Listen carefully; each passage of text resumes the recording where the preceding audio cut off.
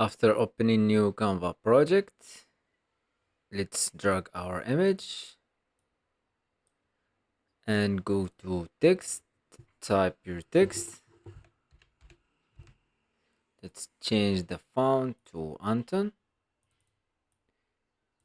increase the size, place it like this, and go to elements, shapes, choose the square, and change the color to black.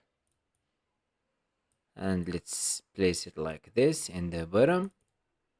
Click on your image and drag it down. Go to apps and type shape cutout. Choose this app. Export design. Let's increase a little bit the size. Export. Click on the black area. Cut out and add to design. Let's drag this image like this. Click on the text. Delete. And delete its shape as well. And drag your image to the top. Place this image. Click on the first image. Duplicate, align it, and remove the background. And here's the final results. I hope you like this tutorial. Subscribe to the channel to learn more about Canva.